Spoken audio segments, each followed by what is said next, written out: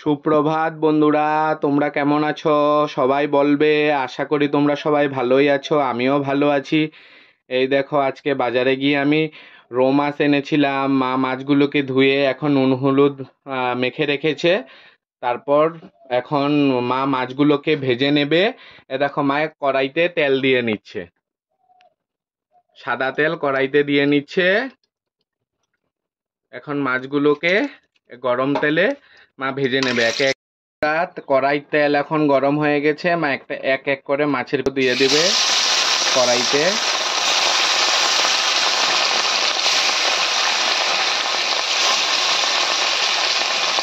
দেখছো তোমরা, সব তো একবারে হবে না, অনেক কটা মাছের পিস আছে, 4টা 5টা করে ভেজে নেবে। মাছগুলো এখন লাল লাল করে ভাজা হয়ে গেছে, মা একে একে এটা আলাদা একটা পাত্রে তুলে নিবে।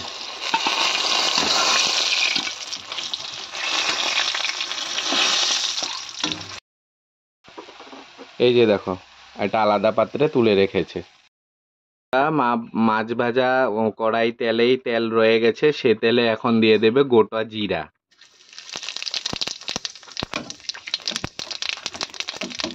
তারপর দিয়ে দেবে কুচানো পেঁয়াজ। সেগুলো আগে থেকে করে রেখেছিল, সেগুলি তোমাদের সাথে দেখানো হয়নি, ডিরেক্টলি রান্নার পর্যায়ে চলে আসলাম।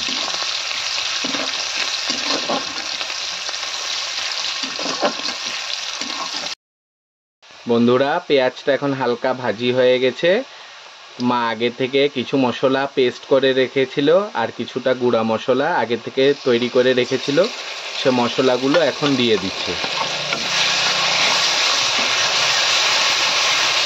তার সাথে দিয়ে দেবে গুঁড়ো হলুদ পরিমাণ অনুযায়ী, আর পরিমাণ অনুযায়ী নুন। সবগুলোকে একসাথে মেশে একসাথে দিয়ে এখন মশলাটাকে কষিয়ে নেবে, ভালো করে কষিয়ে নেবে।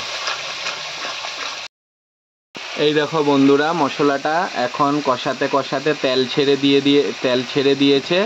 এখন মা এটাতে দিয়ে দেবে হলো তোমার টমেটো, আগে থেকে কেটে রাখা টমেটো।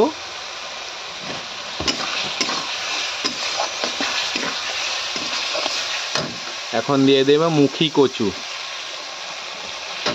এগুলো আগে থেকে কেটে সিদ্ধ করে রেখেছিল।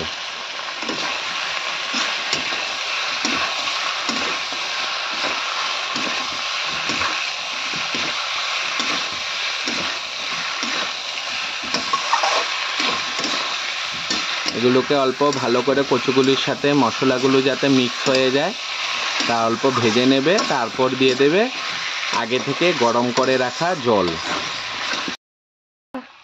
মুখী কচুর সাথে মশলাটা পুরো ভালো করে ভেজে কষানো হয়ে গিয়েছে। এখন মা দিয়ে দেবে আগে থেকে গরম করে রাখা জল, সেটা ঝোলের জন্য।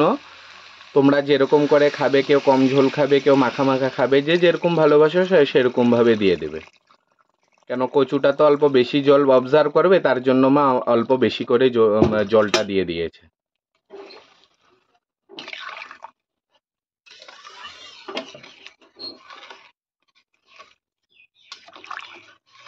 কচুটা আগে থেকে সিদ্ধ করে রাখা ছিল, তথাপিও মা এখন ঝোলের সাথে যাতে কচুটার যেন নুনে হলুদে সব কিছু ময় মশলায় ভালো হয়, তার জন্য আর অল্প সিদ্ধ করে নেবে ঝোলটা দিয়ে।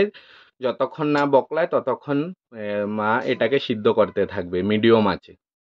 এই দেখো বন্ধুরা, তরকারিটাতে এখন জলের টকবক চলছে। মা এখন একটু টেস্টটা কমবেনো দিয়ে দেবে অল্প করে চিনি, এটা দিয়ে অল্প মিশিয়ে নেবে। এখন তরকারিটা প্রায় শেষ পর্যায়ে। মা এখন আগে থেকে ভেজে রাখা মাছের টুকরোগুলো, ভাজা মাছের টুকরোগুলো একে একে দিয়ে দেবে। এগুলিও ঝোলের সাথে অল্প সিদ্ধ হয়ে যাবে।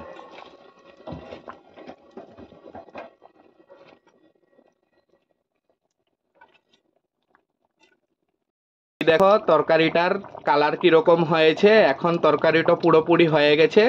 মা এটাতে এখন দিয়ে দেবে আগে থেকে কুচি করে রাখা বিলাতি ধনিয়া পাতা। কালারটা দেখে বলবে তো বন্ধুরা কিরকম হয়েছে। মুখী কচু দিয়ে রুই মাছের তরকারি।